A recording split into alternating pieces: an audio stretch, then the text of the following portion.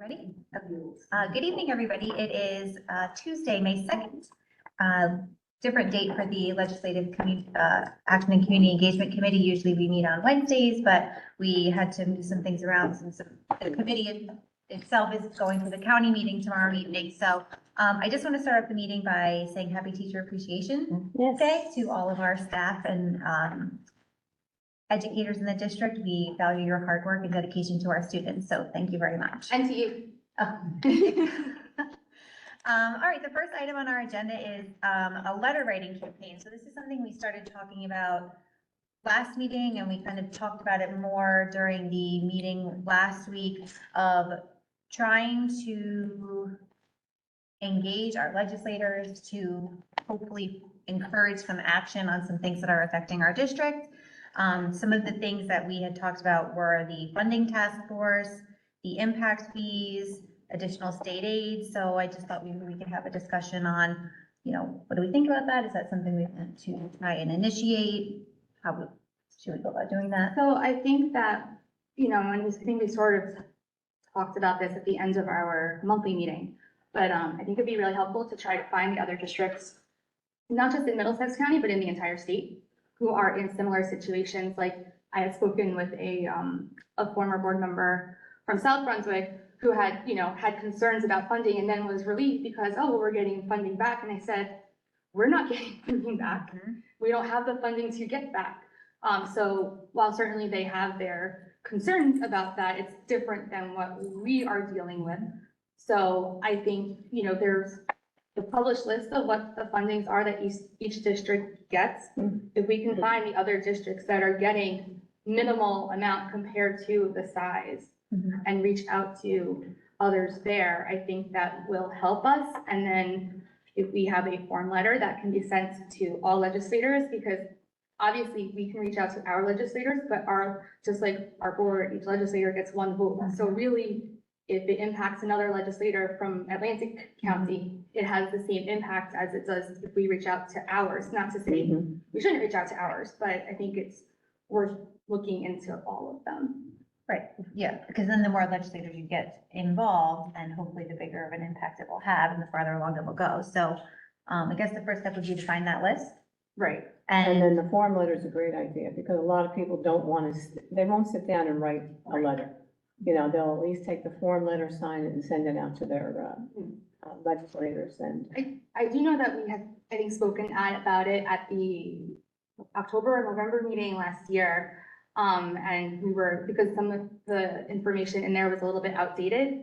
So I think we were going to update that information. I don't know if that updated information is on the website. I haven't checked, but I think we were going to add information about the task force, and then make sure that the people who were listed are still the ones that we need to be contacting.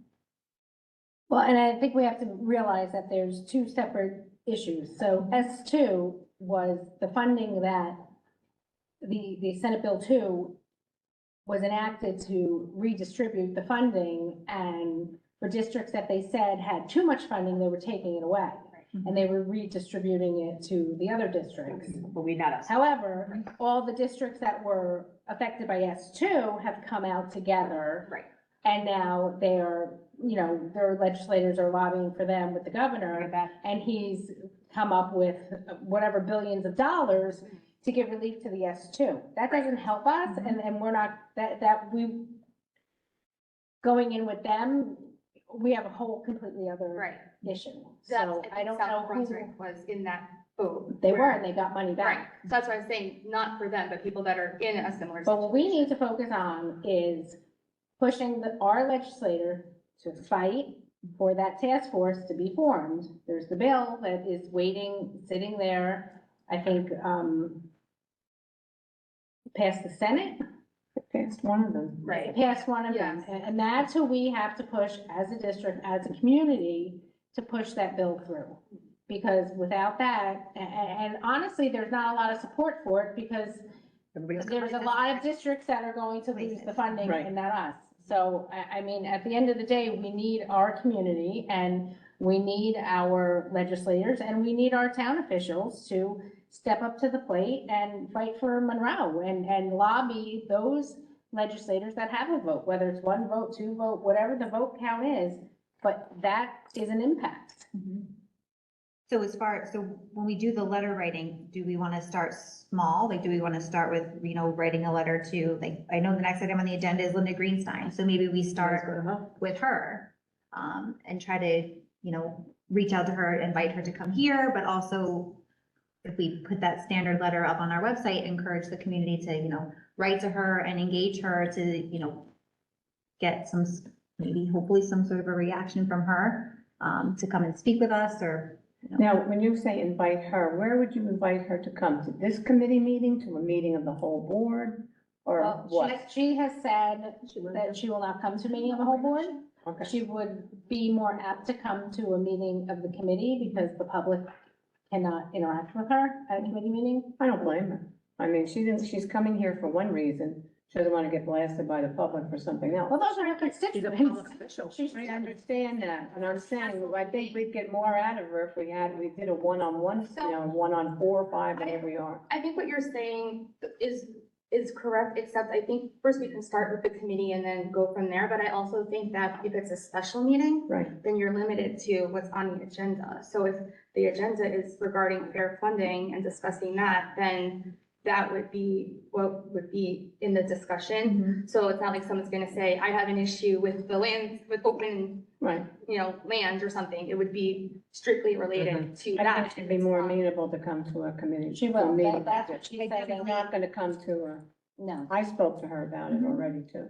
Yeah, So- but I also think we can use it as a stepping stone. So we invite her to come to the committee, we have a conversation with her, we let the community will see that we are engaging with her. Yeah. And then, try to use that to facilitate further discussion and hopefully we can maybe get her to come to a meeting. Right. Like Kate said, maybe a special meeting where it's just dedicated solely to, legislative issues that are affecting the district and, take it that direction.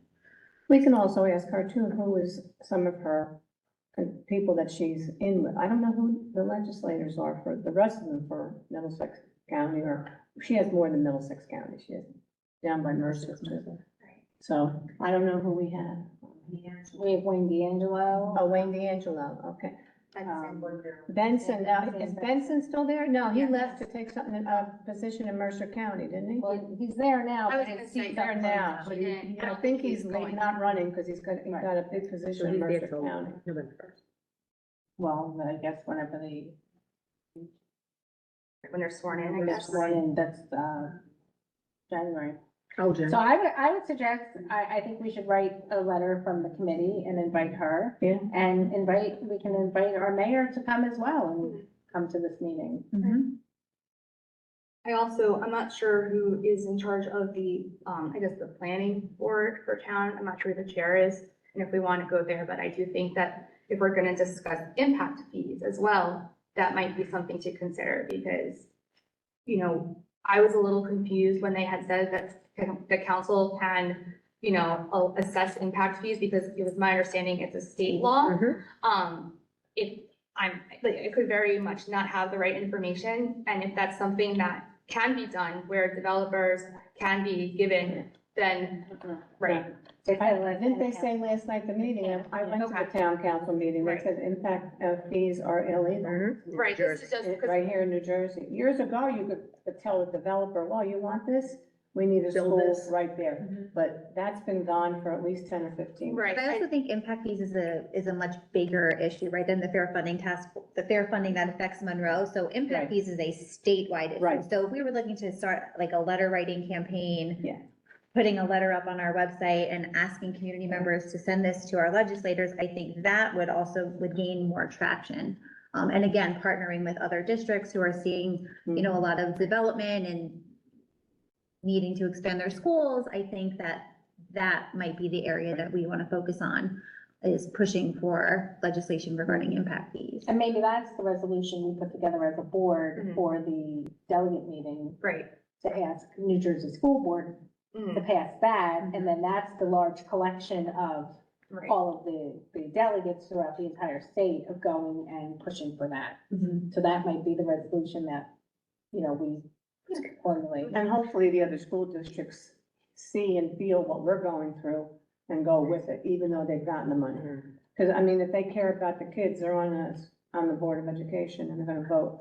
Let's just hope they say, well, you know, Monroe didn't get it, let's just say yes. Everybody get their fair share. Right. So, I mean, I would be hard pressed to imagine that a city like Newark is going to say, oh, well, let's, reallocate this money so we lose $100 million. New Brunswick. Right. Boy, Which is, I think, kind of the point that you were making, Yeah. as well as the districts who benefited from Right. S2. In a way, they lost some of their initial funding, but they gained most of it back, which, they had said on our, the symposium last week was, basically a campaign tactic, because now it looks like, oh, well, we really care about education, but yes. if that money was there to begin with, then why did you cut it? Or where is this money coming from? Is there something else you're cutting? So, If you didn't have the money in the first place, now all of a sudden you have the money to get back where it come from. exactly. So, I'm sure there are also other districts that are not as extreme in a situation as we are in a similar one. I think, we can do our research to try to find those, because, I think if we can, when we meet with Senator Greenstein, ask her, well, can you speak to them? Because this district is having similar issues. And, ultimately, if they're all going to have to pass the resolution, which I guess if it passed in the Senate, we also need to speak to the Assembly people about it. But if we can talk to people that are also having their constituents affected, then it's more likely to. So how do we, Mr. Moraldo, how do we go in there and find districts that are in the same boat that we are Well, and sinking? so there are ways you can do that. You could look at it purely from a valuation of which districts have lost money or Right. is not receiving. I think we also have to take into consideration district factor group when conducting this Okay. analysis. Because it's like an apples, not even Right. oranges in some Right. cases, so it's you gonna be mentioned. challenging, but I think what you need to Yeah. look at is really the source of, and this is just my opinion, the source of this, which is the variables in Monroe were so unique, and we learned this through voting patterns and things like that, and also community evolutions. The variables here are so unique, I think it would be very challenging to try to find someone with an akin situation. However, I think what you brought up is the flaw in the essence of the formula, which generally is not necessarily easily understood by the public, and at least in a manner that could create enough grassroots support to move action in Trenton. Right. So leveraging the politicians obviously is effective, but I also think we need to continue, while doing that simultaneously, is orienting our public on this issue through communications and information. So if you sent out, like, I live in Rossmore, I didn't get the survey through anything else, but Rossmore sent it to all of us. And whoever, okay, the only problem is there's 36 or 3,200 people that live there, only 1,600 have emails. So you're hitting only half of the people in that areas, which could be in a lot of the other areas.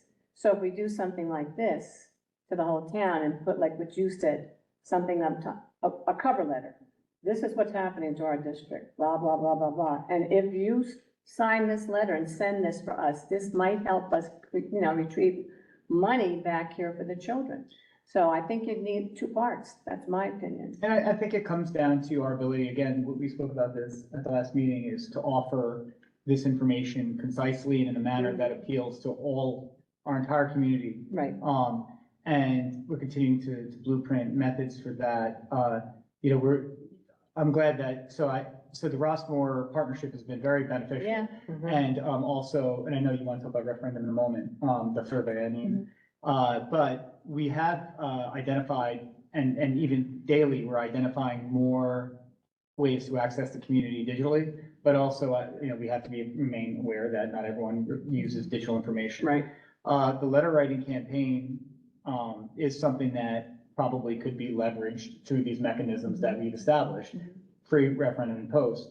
But I do look forward to seeing the final data on the survey. I don't want to spoil any discussion later, but this is not just for purposes of distributing the survey specifically, but also better ways to communicate with the public. Right. Also, I just- want to add some, oh, I'm sorry. Oh, no, it's okay. I was gonna say along those lines, I know, first of all, I wonder how many people in Rossborough maybe have an email address but didn't register it with the community, because sometimes people want to keep their stuff private, but they do have You it. don't know. I found that when I was, helping out with the vaccine appointments and things like that. But the other thing I was gonna say is I know most of the different senior communities have their newsletter, which a lot of them do read, so that might be another avenue that wouldn't necessarily be as costly as doing a mailing, but still get the information out to some people who maybe don't have the technology. And that, some of them have TV stations too, but that's not gonna help because they won't be able to print and, you know, they can read it and then they'd have to find the letter and, you know, so that's really kind of. I was thinking for the letter writing campaign though, because we're gonna give them a form letter,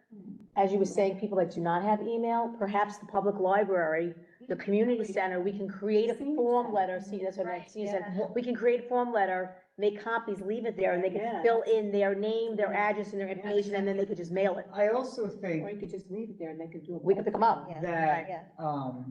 as we unpack some of the information that we get from the survey, we could also potentially consider writing several versions of the form letter. Yeah. And the reason for that is that, all saying the same thing, but I think it's important as we approach, you know, for lack of better, lobbying efforts. Yeah. You know, that Trenton or whomever realizes that Monroe is uniquely diverse. You are going to be hearing from an active adult community. You're going to be hearing from a very active and invested Southeast Asian community, and as well as the community that's been here since the 70s. And we're Right. all concerned about the same thing. Maybe our path to those concerns are different, but we're all concerned about the same thing. And so I think that maybe appealing in a manner that is representative of our diversity would help further a message, because it's absolutely impacting, you know, we all want different things for similar reasons, but different reasons. And it absolutely impacts our ability to come together and make a final Yeah. decision. And I think that, and money is a linchpin in this, and funding, because it then makes an either or style of decision-making, which doesn't help a diverse community. Right. And local government, I mean, getting the mayor or, you know, just getting them on the same page as us, I mean, they're our partners. I don't know how we could do it without them. Are we allowed to speak with the legislators, like the council and the mayor, to try to get this together as a committee, or is that, because I know that there's always been, like, the president is the voice of the board, but then we have obviously the legislative action committee, and so I was curious if we are able to speak with them, or if it goes solely through you as the filter, if that makes sense. Yeah, and we've had meetings with Mayor DeLuna recently, with the administrative team, the referendum committee, to talk about next steps. So this could be, I This know could be we part are of it. trying to put together a follow-up meeting. Yes. So that could be part of the conversation. One of the agenda items on that is partnering with us. You know, maybe the letter is penned from the, Board of Education along with The maybe mayor, town council. Right. You know, and if it's from both, Mhm. then it has more, Wait. it has more impact. Right, especially when we're talking about impact fees. Right. Yeah. I mean, honestly, this helps Yeah. them, because I think there's nothing that binds us all together more than the fact that we feel like we're not getting our money and that That's right. taxes are high. I mean, even if you're comparing rates or whatever, but still, taxes are high, and we're still, with paying all these taxes, having to pay for most of our schools. So, Well, he announced last night at his meeting, the taxes will be flat again this year in Monroe Township.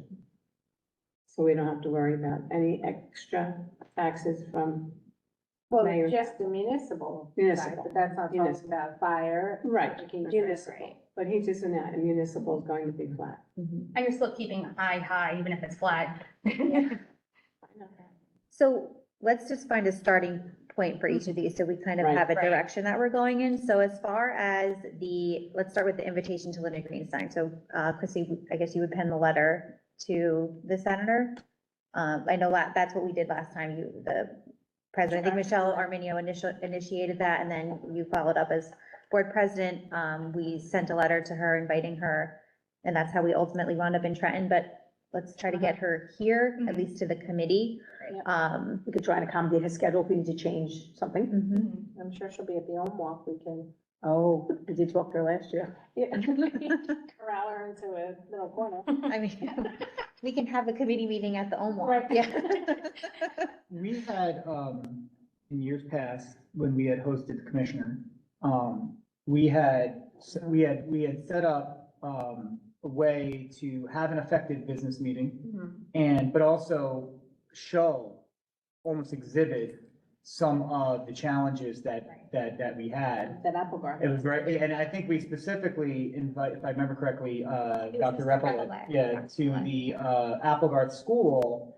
And, you know, it wasn't pomp and circumstance, but it kind of was, because we wanted to say that, hey, listen, we're doing an exceptional job here in spite of facility challenges, not because of them, not because of them. And, you know, this is a growing community, and, you know, it was interesting to kind of have the backdrop of the former farmland of Oak Tree to kind of really, you know, I don't know if that was lost on him or not, but I think that there was an effort to try to connect our issue, but also illustrate, and I imagine the senator is familiar with Monroe's uniqueness, but sometimes seeing it and feeling it is different when there's kids around.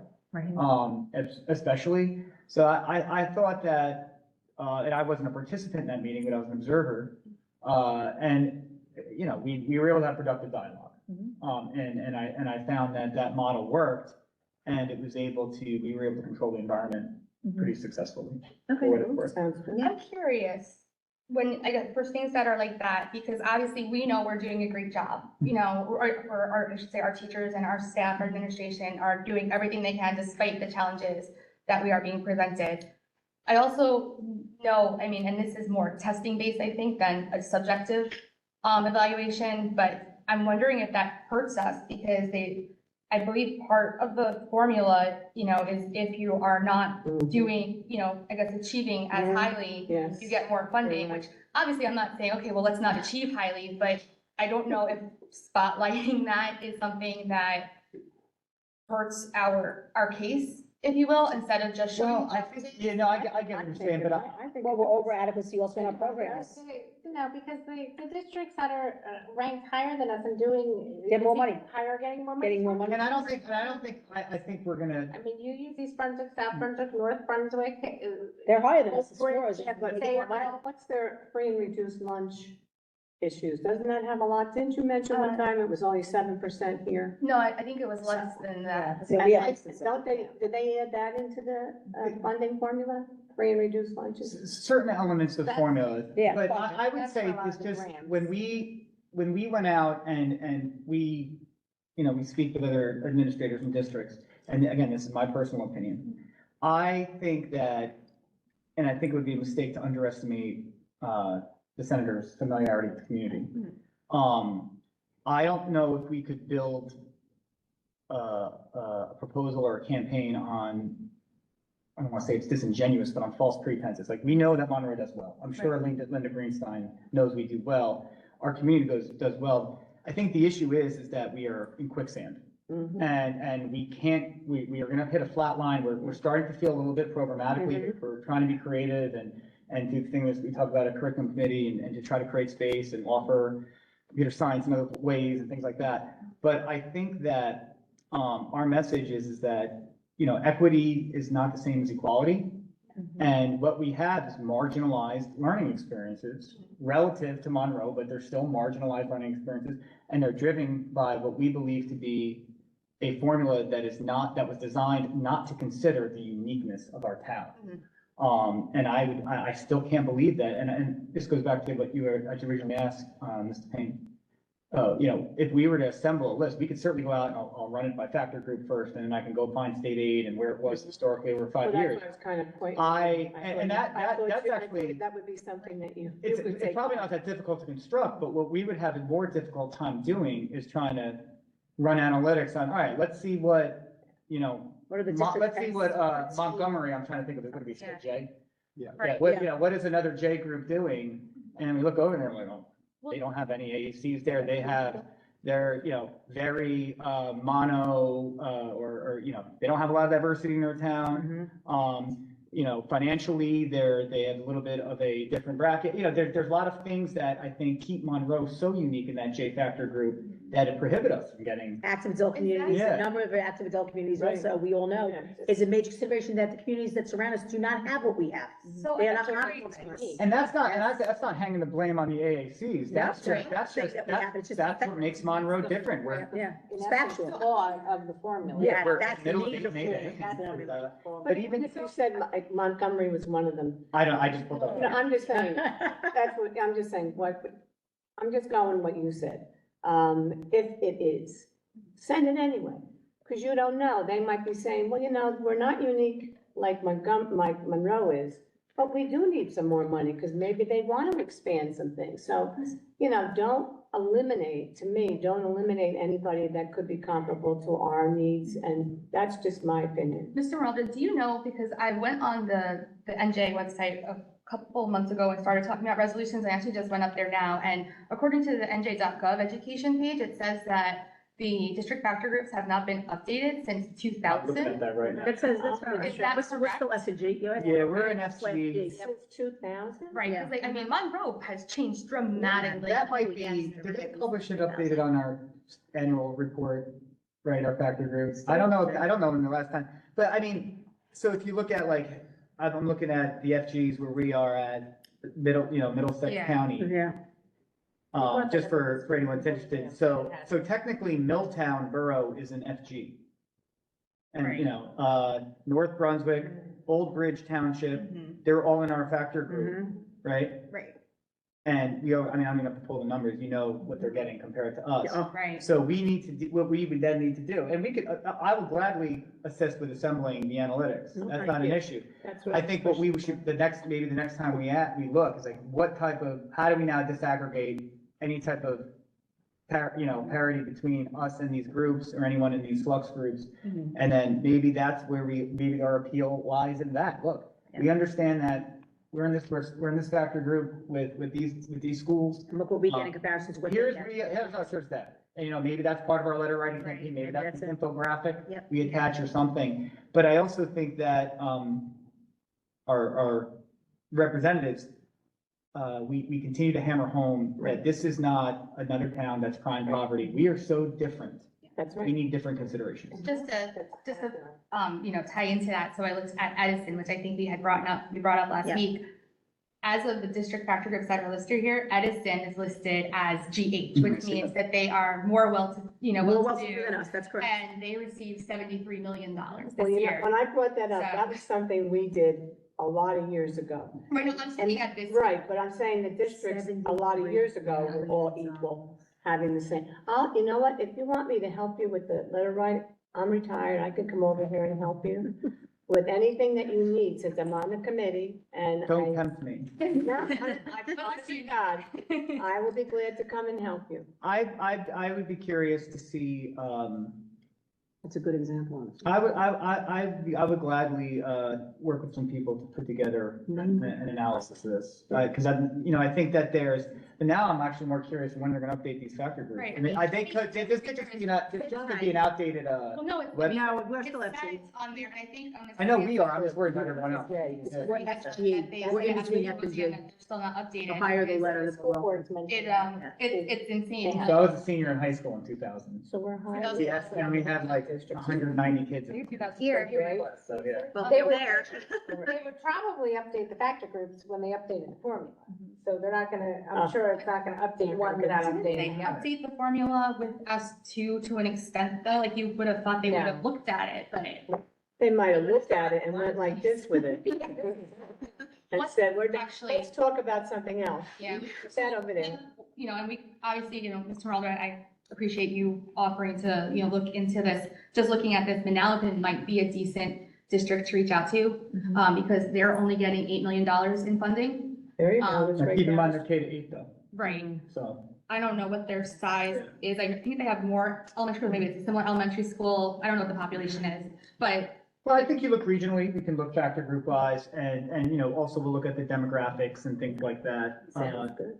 And I think, listen, if it's nothing more than a starting point to get the letter writing you know, at least gives us some context, and This Edison- I think it's a worthwhile exercise regardless, just to kind of see where we I stand. do, because I mentioned the other day at the board meeting, let Monroe be the starting point of all these things to help these districts. And then they can say, well, it was Monroe who started this and helped us get our money. And almost maybe explicit in its absurdity. Well, the ones that are, I'm sorry. No, but I think that depending on what we find, Right. you know, Right. the basis of our campaign could be explicit in its absurdity. Right. You know, what is going on here? And it. Yeah. What, why, and what and why, you Well, know, give us. I'll forward you the email we got it last year, and Gail, I'll forward it to you. too. Okay. We had a community member that did a very, very detailed Comprehensive analysis of the equalization aid and the formula and and that was sent to the Department of Education as well. I mean, they, They said, this is nice. yeah. Thank Just you. like the other paper, there you go. That's exactly, yeah, but having an understanding of exactly why it equates to less for Monroe. I mean, they did a whole analysis of. They broke it down. So but your statement about Edison versus Monroe, so factor groups side by side, you know, Right. we like to compare ourselves academically, you know, to some of their accomplishments, athletics, arts, things like that. That to me, that invokes a reaction from your public when you hear how much money they're getting versus. And there are other variables there, obviously, that, you know. But I think that when you talk about that type of reality, I mean, it's very shocking to a person, especially when we go out to town and ask them for money and they hear what's going on in Edison and Woodbridge is high-fiving because they passed the referendum and everything like that. That's right. But then you look at, They had tremendous support by their municipality. they did, and they also had a voting bloc that, or didn't have a voting bloc that experienced absurd inflationary rates in HOAs and groceries. You know, and I think Monroe's unique to those types of sensitivities too. Right, we have a So it's lot. not fair for us to be, held hostage to the same formula. No. You know, it's also interesting, like West Windsor, they're listed as, I just had it, as a J, and they're getting more funding than we are, or very equitable funding. So to me, it's like, well, if you're going to take, and I think their population is smaller, but I don't know for sure, so don't quote me on that, because they might have seen a growth since I last checked, but They're K through But 12. aren't they West Windsor Plainsboro? Doesn't Yeah. it have a combined Yes. district? So And they have two high schools, They have two. They have two high schools, they're K 12, and they just did a massive project pre-K on their 12. high school, on their Oh, yeah. southern high school, I believe, right? and then there's East Windsor, who's listed as something very similar to us, and they're getting $48 million this year. Oh, my So- gosh. And their district you know factor some of group their is GH.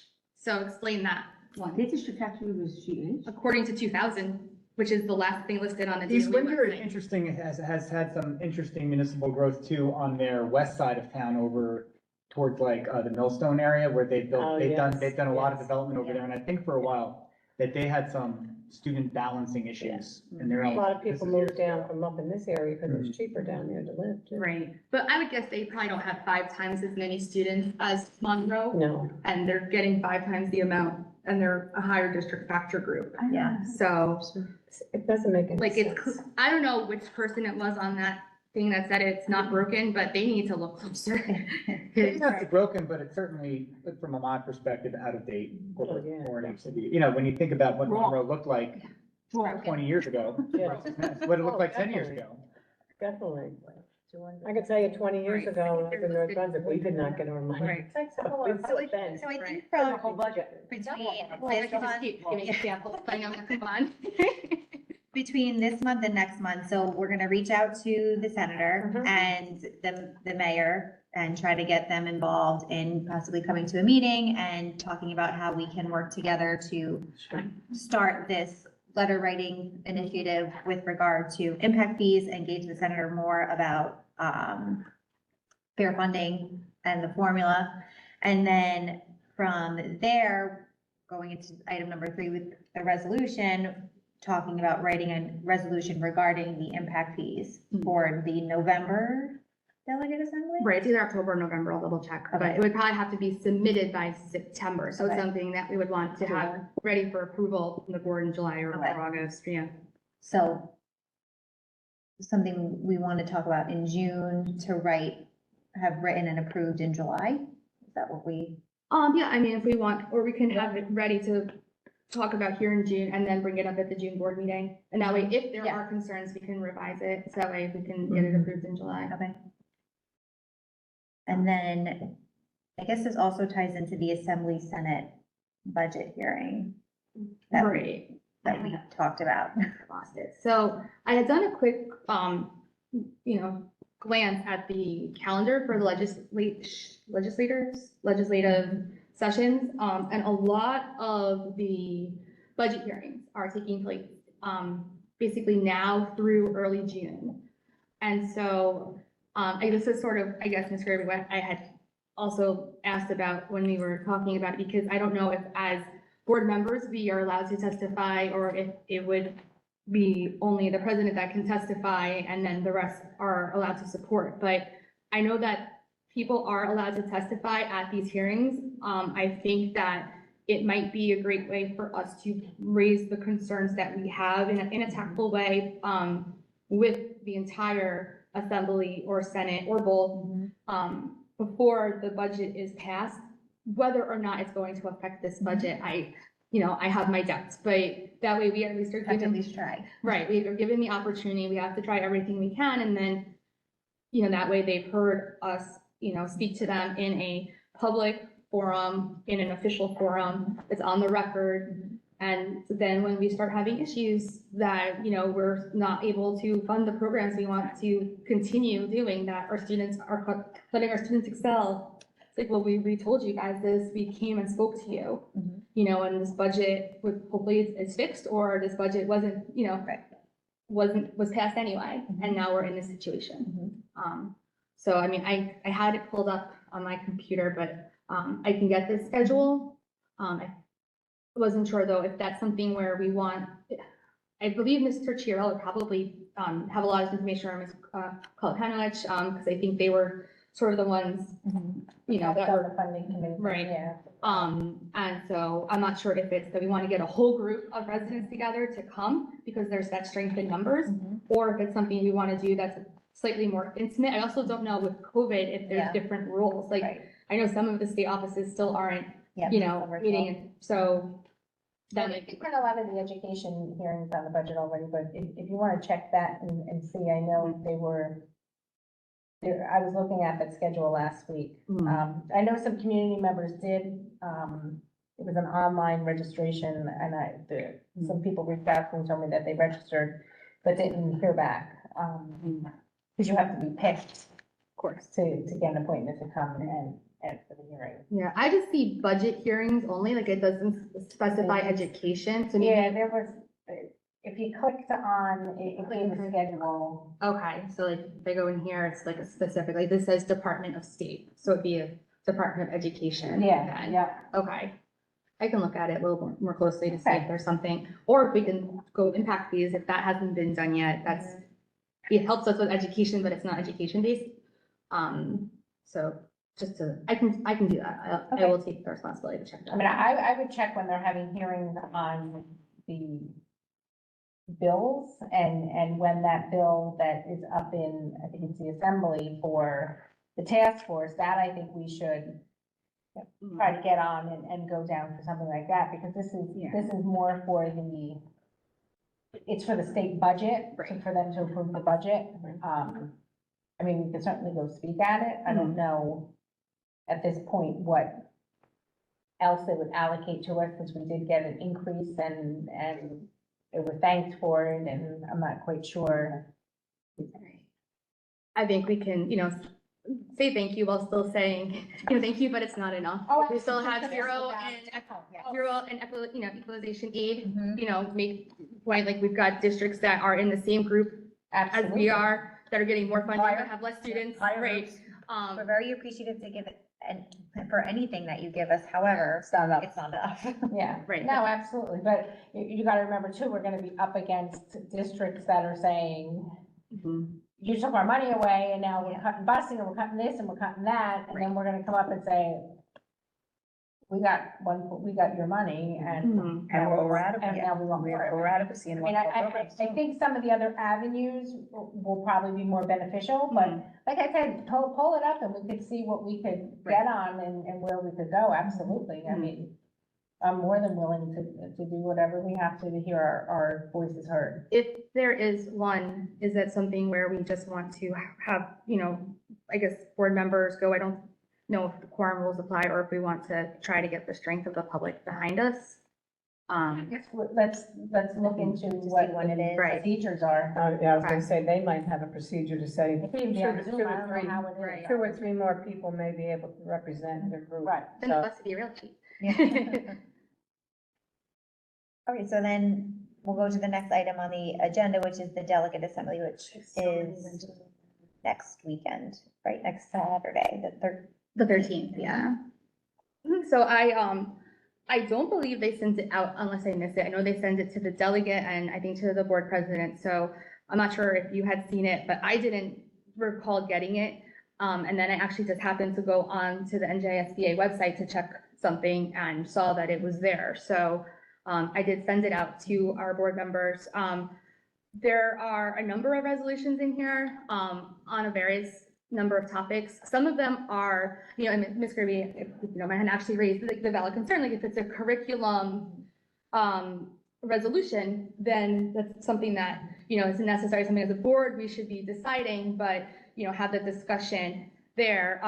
I would also hope that whatever, because ultimately we're not writing these resolutions, so I would hope that the districts that are bringing them did their due diligence. But again, like curriculum is, different from district to district. So, but there is also like, I didn't get a chance to read it in detail yet since it's 138 pages, but I do think there's some valuable information in there. There's also information about the different state committees for the School Board Association. There is a legislative committee, there's a finance, I think there's one for special education. So I think just kind of reading through that to see what they're focusing on and see if there's ways they can, provide us with information that we can turnkey back to our district, or, perhaps there are other programs that, we might be able to benefit from. And then I also had just said, if there's anyone who has a concern with one of the resolutions, just to, reach out to me, because ultimately, while I'm the, assigned delegate, it's the delegate of the board, so it's not just up to me. Is that the one that's down in AC? No, No. Arthur County. Oh, okay. Yeah.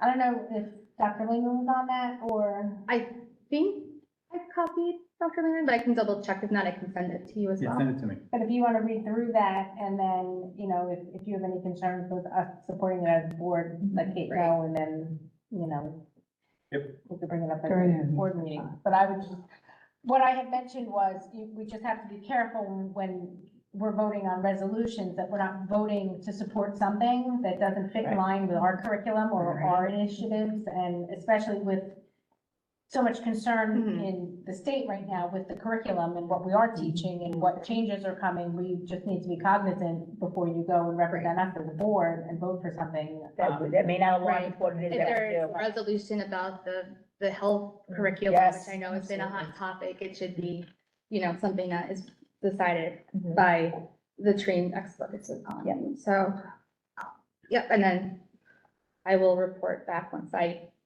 go and hear what else they have to say, because they all do their reports as well, to see if there's anything that might be helpful for us. Right.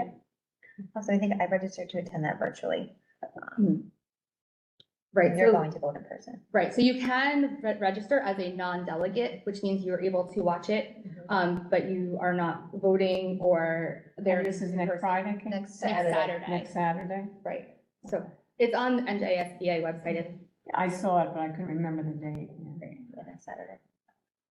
All right, the moment of suspense here, the survey, Mr. Maralda. So I hate to ruin your suspense. The survey is open until May 15th. We have listened to some of the feedback that we've received since the survey has been distributed, but also been executing some of the pre-planned measures that we have contrived. So I don't have a number of actual recipients. We do have an idea about activity. However, we still have to go through the process of verifying and making sure that submissions are limited to 2 IP addresses per household. And the reason for that is that we wanted to avoid any invalid entries. With this particular method of collecting information, the point of origin per household is going to be an IP address, whether that's from a device, personal device or a router in the home. We are going to limit 2 submissions per household as a manner of controlling the entries for validity. If someone has 6 voting adults in their household and they vote 6 times, unfortunately, we're still only going to record 2 recipients from that household. However, we're confident that that helps control, and that also eliminates the need for someone, like sometimes when we do, when newspapers do polls, people vote 100 times for the same person and stuff like that, it skews the data. So we're pretty confident in this measure, this control measure.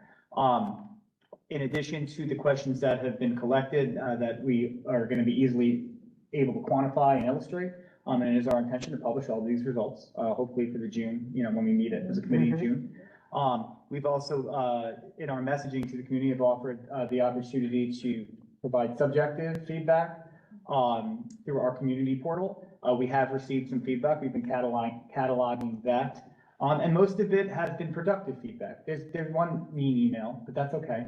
There's only one. Only one? Yeah, only one. But that was. One out of how many, though? Yeah, they're going, One out of that's 6? because we have a good filtering system. But, that takes out all the bad words. But but this is we can talk about the content in a moment, but, what I like that I'm seeing is that there was a willingness and an eagerness to support us from the community, from non-affiliates. The mayor's office was very cooperative in assisting us in the distribution, in a very timely manner. So we were able to get out, and that's also, we're hoping that brings us to more opportunities to work with them through their communications. And I want to thank the mayor's office specifically because they responded very quickly, Ms. Deannis and Ms. Reed. We've also been leveraging the partnerships we brokered during the community tour, as I said last week, and some of our friends in the clubhouses that control media distributions have confirmed, and I'm glad to hear that you got yours from Rossmore. There's some other, I don't want to name anyone specifically because I don't want to make anyone feel bad if they haven't sent it out yet, but we're going to continue to do that. My intention through the community relations office and through social media and the district, the mechanisms that the district control, going to send out a reminder about the survey, probably 10 days out. So I guess on May 5th, I'll send it out to remind everyone and ask them to participate again. We kind of set a goal to, if we could get half of our voters to respond to the survey. Obviously we'd like as many as we can.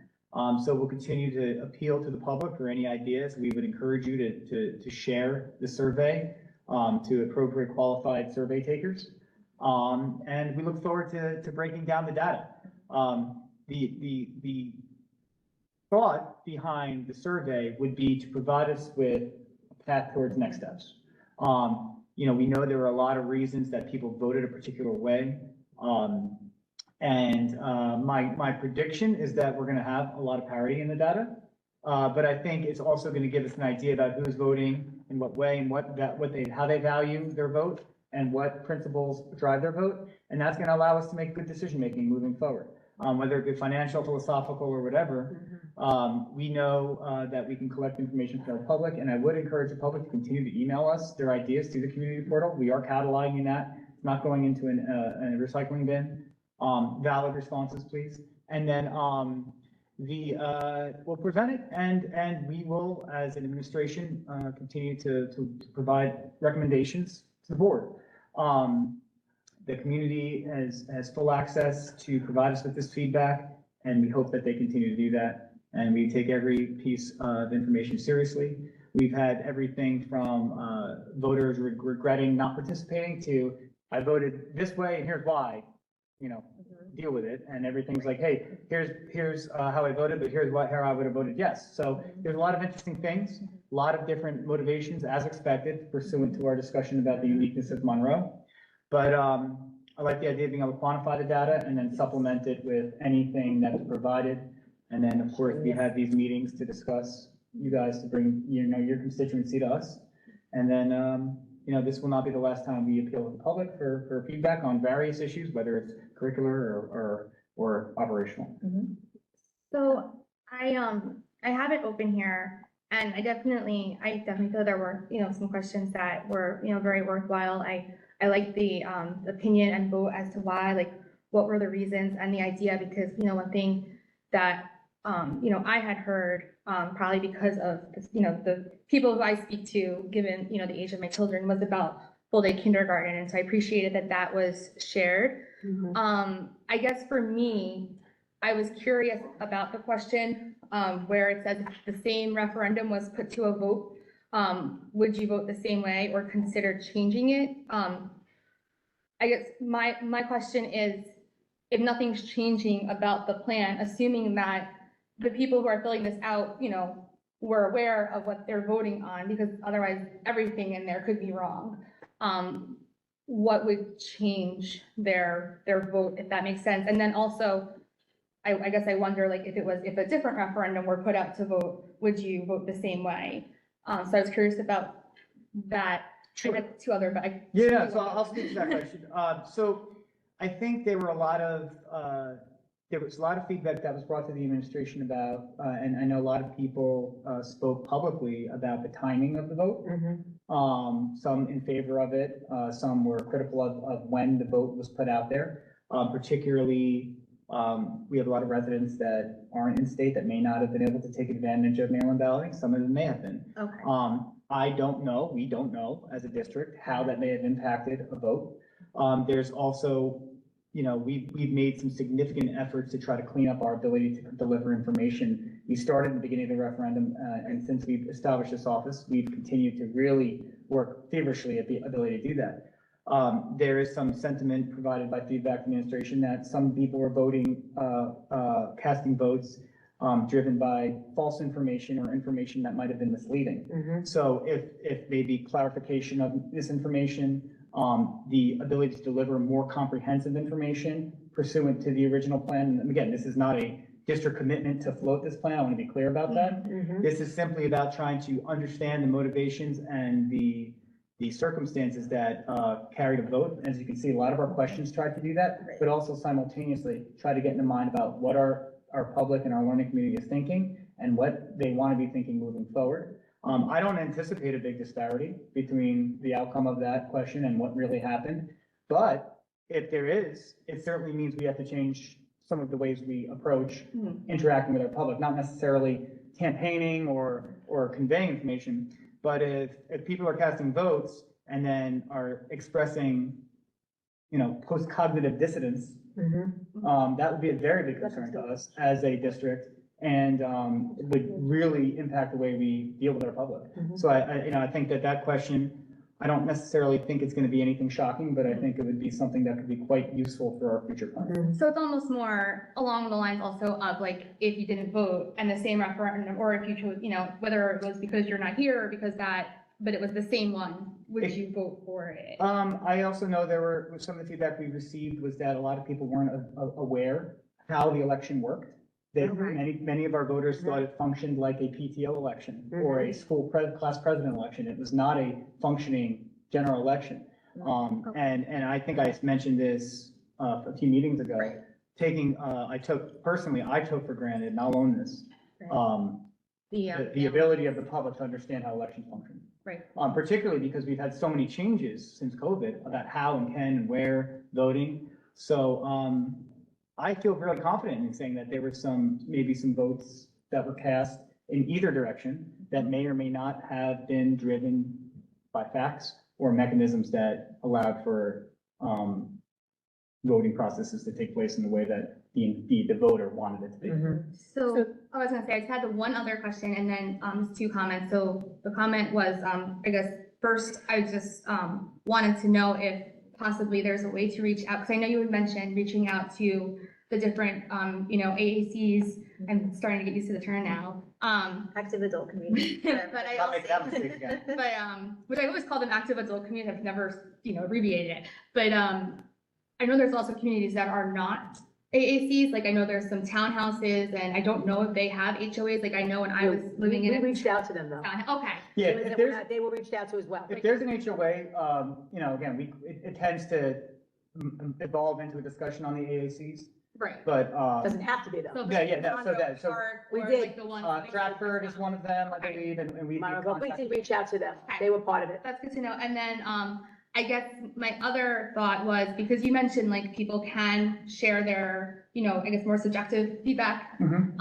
Is that, although I know the survey's been published, but I don't know if that's something to like, that we might be able to put on there, because if someone's just clicking on that link, this is what they're seeing. So I didn't know if there are any other concerns. Yeah, so if someone was to share the link like through a text, they would miss Mrs. Chanley's message and encouraging them to reach out via the community portal for any, I think what we said was supplemental feedback. Right. But I think is, also valuable, and that's, 100%. I guess, one thing where, when I was looking at this, I said, well, what if someone has a thought that is not addressed by this? Because ultimately, you can't put every thought into a quantitative survey, but, no, and these thoughts, and even when we, even some of the editorializing that takes place at our public meetings, again, these are cataloged, and Right. whether it's formatively or legitimately, and, they obviously are gonna drive our decision. The feedback that comes through the community portal, again, I'll be glad to share it with the committee. It's pretty much what you expect it to be. Okay. It's developers, and, We pay enough, we don't want to pay. yeah, and again, it's basically just adding exclamation points to the votes. it's more about the Yeah, problem, but- about but- the solutions, but. Yeah, I no, wasn't sure if there not are only that, there were some solutions. people that said that I wasn't aware of the vote. Next time you need to start teaching us earlier, Right. stuff that, again, these are things that we know, but it's important here. And we want them to keep sending them our way, and I will respond to everyone that emails us. What is the difference between mail-in voting and absentee ballot? That was the last question I had. I wasn't sure if that's a strong difference. No. I think, so if I understand, and I don't know why I'm looking at Dr. Lee. But, if I understand this, so like if I was gonna be like overseas or something, maybe on Yeah. military leave. If you're not gonna be around to vote, you send them Right. out, Or like, from if a your college. kids out Aren't you like. mailing it in? Like it's the same thing. Right. Then I think you just. Yeah. Equates to the same voting. Same But thing. you still want to go in But your person. child's you at would college and they're request an not gonna be absentee here to ballot. vote, they That's send what an I- absentee. But if you're, that's not. And I have a mail. My husband and I, he has I to didn't vote. know, so now I feel a little bit better that I. Mr. Moraldo, you mentioned, poor thing, I hope you do remember that you said it, about the voters and, now I'm gonna forget, that kids and the parents were not aware of the, so doesn't that, I mean, you're hitting the seniors and you're really hitting them, but if the parents of the children are not going out to vote, there's an issue there. Yeah, well, we I mean, we did provide though, and we had very poor turnouts, but we provided the opportunity and let them know, and it was sent out, well, the principal sent it out in their weekly newsletter, the I information was actually there. think, and I know everyone looks at me when I'm crazy, I actually think we had good voter turnout. Yeah. For a special election. what, we had 8,000? We had 8,000, and Woodbridge, I think, had like 3. Yeah. And I think that, It's like 5%. and again, at first when you look at it, 44,000. it's frustrating, but we had there was nothing else on the agenda on that ballot. And to be honest with you, it has been brought to my attention that the November election, I mean, when you talk about 520 votes, and again, I don't want anyone to think that this is just me providing insight to what I've seen in the data. This is not a commitment to November Right. referendum. No. 520 votes or whatever it ended up being after it shook out. 527. You're changing 250 people's minds. Right. When you flip a vote. And when you think about the general election outcome, one might be able to surmise, and I'm gonna create this stir with, but one might be able to surmise that election was winnable in a general election, the referendum election. And I feel that very, You don't have to look on Facebook. I know, but I would say I'm that. not on Facebook. Pure I can't from imagine what analytics, you- I think if you looked at this small number of votes, Mhm. that We could might vote potentially this be a narrative that would form. Now, again, that is not necessarily the decision we're going in. Right. But when you ask that question, It's definitely worth. and when you think about it, and when Yeah, you think about that voter makes sense. turnout in the last few Yeah, it Novembers, does. there could be a narrative that can be drawn there. I don't know if that's what the town wants. I don't know if that's what this administration wants right now. But when you look at that small margin of votes, 8,000 turnout in a special election, I see a town that's very interested in casting their say. Mhm. And I think there's going to be an exceptional turnout in November. And I don't know when you have a small margin like that. how it goes. Point, I don't know if this is something that's even quantifiable, but I know that there are, while we haven't had a referendum question on our general election, there have been additional questions that are additional money being laid out. is there a way to see if the, I guess, the wards or the districts that voted, strongly no to spending the extra money on those are the ones where if there was a different result for this special election, if that makes sense, because I feel like then that might give us that idea of, well, if they're gonna come out in greater force against spending any money, then it could go The other way. Yeah, I mean, we could lose by 10,000. So- Yeah, exactly. That's my point, Yeah. but I think it's worth examining. Right. Particularly, anytime you have a margin of error that is, and when I say worth examining, worth trying to peel into the minds of the voters. Right. We failed now 3 times in a row.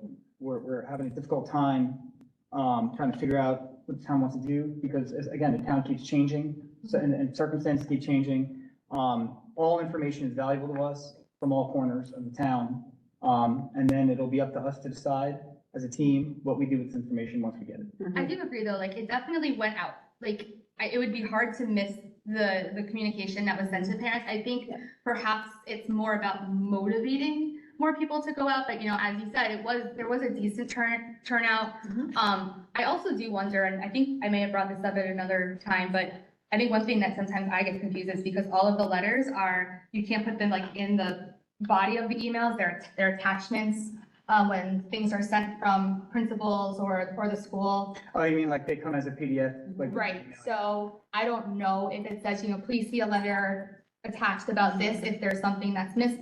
I mean, I have, not about this, but I have missed things before and then went back and I've seen them. So I'm not sure if that's like an actual like policy that has to be followed or. if No, that's it's just- not. As a matter of fact, I believe the middle school and the high school had it in the body of their actual email. Okay, Yeah, that's just. how Weekly, they're publishing. Weekly, yeah, I can't imagine right, what else we could have done to get the word out. right. Now, there wasn't a lack of information Right. to the parents.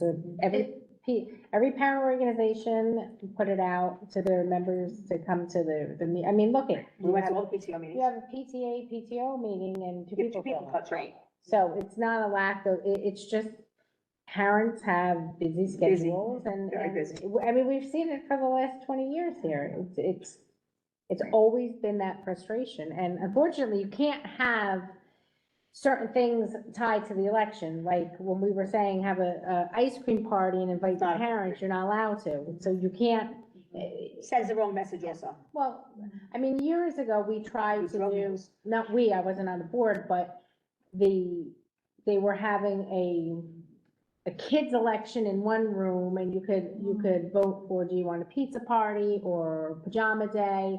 And they felt like, I think it was over at Barclay Brook or Brookside. So the thought was bring the kids in and let them vote for their thing, and then the parents are over here voting for that. And I think, was it Governor Christie or somebody, 101.5, Drug mules. said we were, treating our children like drug Drug mules. mules. We didn't- But We did that, we did something like that, but years ago before. I do, like, to Mr. Moralda's point, by looking at the data that we got, the fact that there was that high number of mail-in ballots and seeing that people are using that as a valid option, I think if we can then get to that busy parent who can't get there on election day, but it's like, and I mean, it wasn't that they maybe didn't know, but they may not have thought of it until it was too late, that, okay, well, I can send this in because I don't have to wait until election day. Because ultimately then it's just, filling out a couple of boxes and putting it in your mailbox. So I You don't gotta know. apply for it. Yeah, you have to get I it. think COVID kind of There's skewed a- everybody's voting Mhm. Right. perspectives and, I heard some people who were like, oh, I didn't know that I registered for a mail-in ballot, so I Right. went to vote in person, but then I couldn't because I got a mail-in ballot, but I We thought it had was people stamped when I emailing turned us away. that Tuesday, how and where do I vote? Yeah. And that was, if you noticed, like towards the back end of the tour, we actually started including in our packet polling locations. Yeah. Because that was something, again, that was lost on us. A lot That of Some people people, for ask their that. first They didn't know time, where to go. they didn't know where to go, and for their first That's a time, big they did question all mail. the time from the Right, parents. I Where do know, I go? registered, I guess, during COVID for all mail-in ballots, so I got one, and I was like, until I got it, I said, oh, because you got it a couple weeks before, like, I guess I can send this in, and then it had come up and we discussed it, which, I knew, but I think that we can sort of use that data, as Ms. Ross said, to our, to assist us with prepping for going forward. Yeah, I look forward to seeing what it has to say, but we want to try to get more people voting in the poll as we can, so. All right, so there is one more thing on the agenda, but we're gonna hold off on that until, next month, which is the parent involvement, but we'll talk about that in June. Okay. Thanks, everybody. Can I, wait, I just wanted to say one thing, if you don't mind. last night I was at the, Township Council meeting, and they actually, the mayor and town council congratulated through the Human Relations Commission's award winners last night, and there was one chosen from every school, every class. They were given a nice framed certificate and a box of cookies, and I thought that was a very nice thing to do with the school district and the council. And it was very well received. The parents and the kids were, I mean, there was a little girl from the pre-K who had to be this big, who was she stole the show. Was it through the school district though, or was? I don't think it was, Yeah, because the human relief. did we Right. know about it? or- Is that the character award? Yeah, It is, it's for, yeah. It's named after a gentleman. it doesn't say in here the name, it's just through the Human Relations Commission. It's to exemplify, caring, responsibility, respect, fairness, citizenship, and trustworthiness. Yeah. Good character. Good character. Right. It's something to strive for and should be done every day. Yeah. But I thought that was very nice to see all our students there being honored by our mayor, who obviously is cohesive with this Board of Education. Absolutely. So, but it was a nice evening. Thank you, everybody. Have a good night. Thank you. Thank you.